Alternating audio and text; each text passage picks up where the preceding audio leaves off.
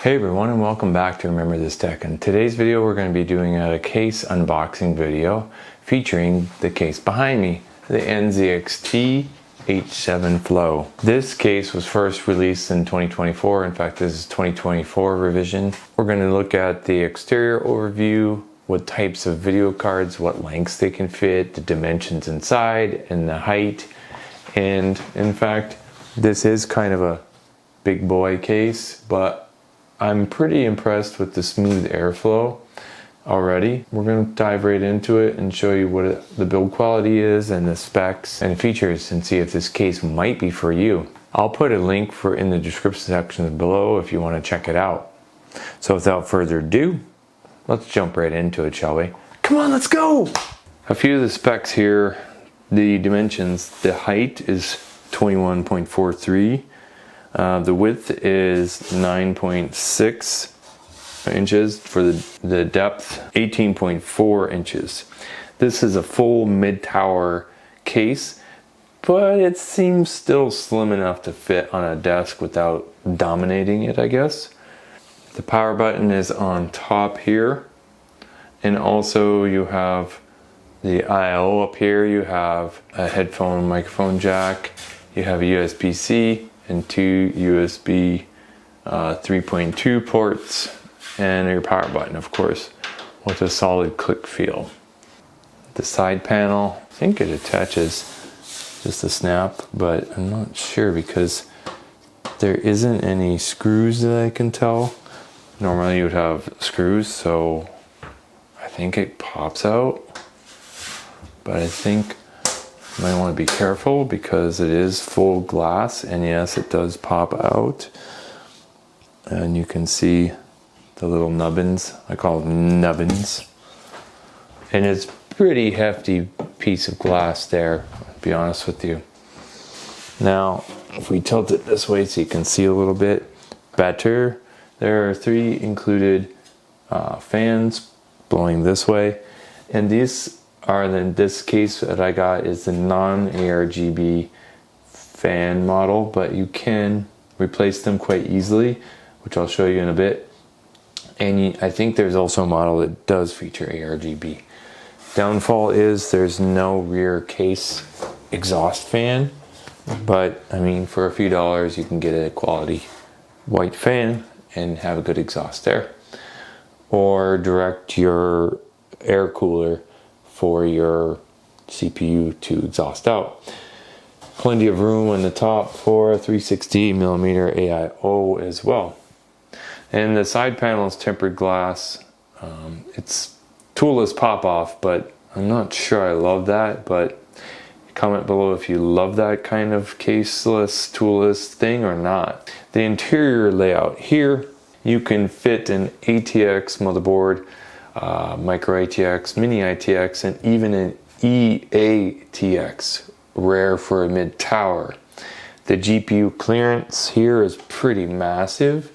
For scale, you can fit up to a 410mm GPU, meaning you can fit basically any modern GPU, like a 4090, a 7090 XTX, whatever you want basically. Let's flip this around to the side. But before we do, I wanted to note that this is a wide pocket here.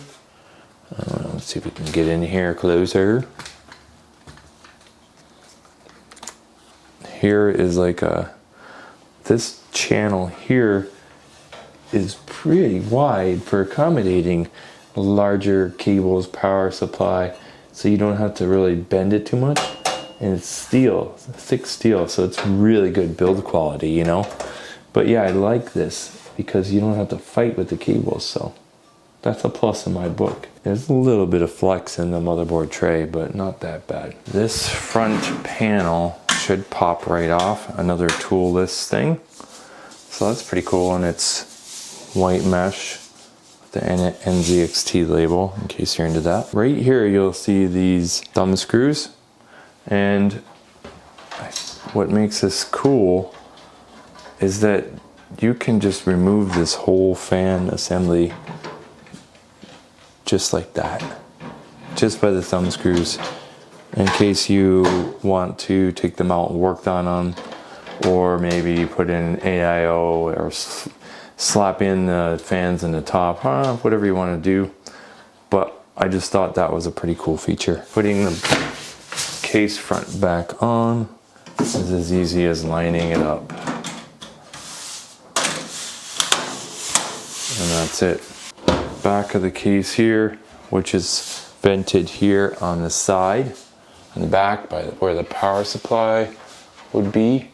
And this is a little tricky to pop this one off, but overall not the worst that I've had the pleasure of dealing with.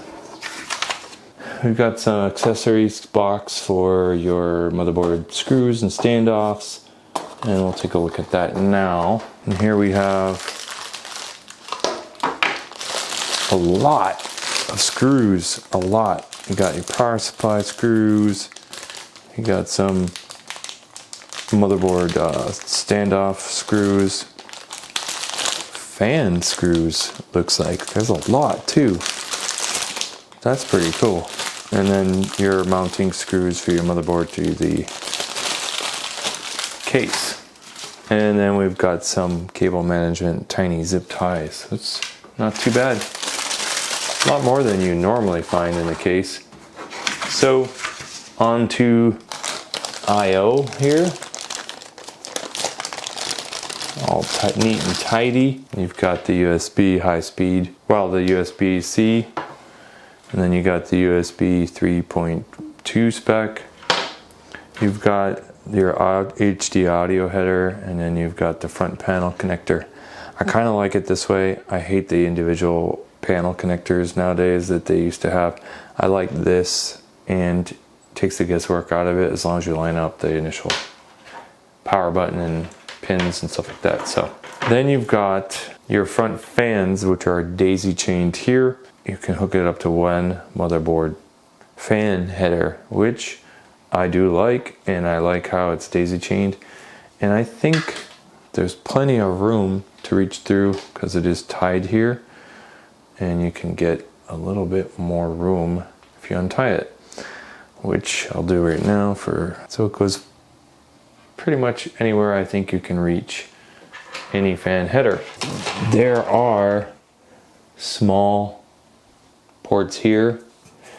This is for supporting two 2.5 SSD, and you have a 3.5 inch hard drive mount. You have capability of doing two, which, hey, in this day and age you might need some long-term storage, so they've included that, and it's pretty well thought out.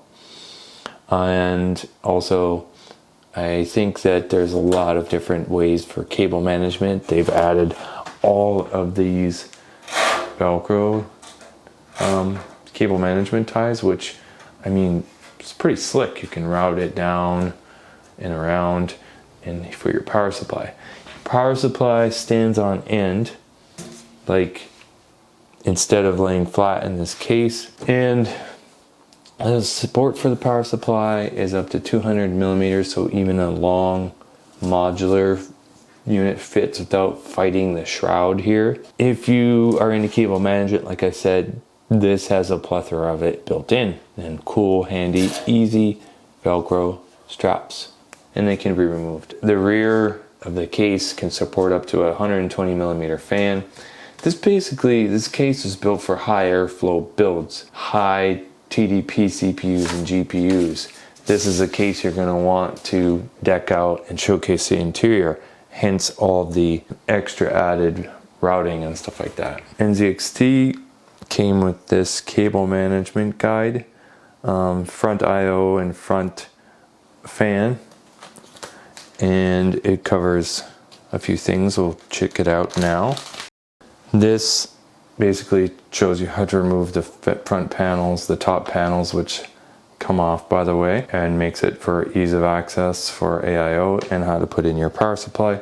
This is good because if you don't, it's going to show you exactly what to do, and it takes the guesswork out of it. You're not going to find this in a lot of cases nowadays, and this is pretty good documentation if you ask me. It tells you how to install your AIO, how to mount it, how to mount your motherboard. Not bad. very well documented, very well laid out. I know I'm kind of obscuring the view, but kudos to them for this alone. The top as well comes off. You can see power button stuck in here, but I'll give you a bird's eye view of the AIO mounting here. And it just makes it so much easier, and especially if you're putting in your power supply connections up here, you can open this up and you can get your fingers in here and get that in. So not bad. So my final thoughts on this NZXT H7 Flow case. If you're building a new PC and you want a clean, white, high airflow system, well, this case might be for you because it has got a solid build quality, tons of features, and you know what? It's not going to break the bank. And I've worked on a lot of cases, reviewed a lot of cases, and honestly, this case is pretty much the easiest that I've found to pop panels off. Their design has been well thought out, and I recently built my PC with the Corsair 4500X reverse airflow, and I love that case, but there's so many panels to pop on and off, and intricacies where you have to take this panel off before you can take this panel off. This is not the case. It's pretty much bulletproof. So there's tons of space, great airflow, room to add more fans if you want, ease of access for accessing and putting in a 360 AIO. The build quality feels premium without the premium price. So, I mean, if you're going for that aesthetic, you want to good starter case that's going to last you a long time, probably through a couple builds, this is probably a great case for you. So again, I'll put in the description section the link for this case in case you want to check it out. It helps me out. And if you like this video, if you found it helpful, give it a thumbs up, like it, and subscribe if you want to see more content like this on the channel. And hype it because it helps small content creators like me get noticed in the algorithm. So thanks again for watching. Remember this tech.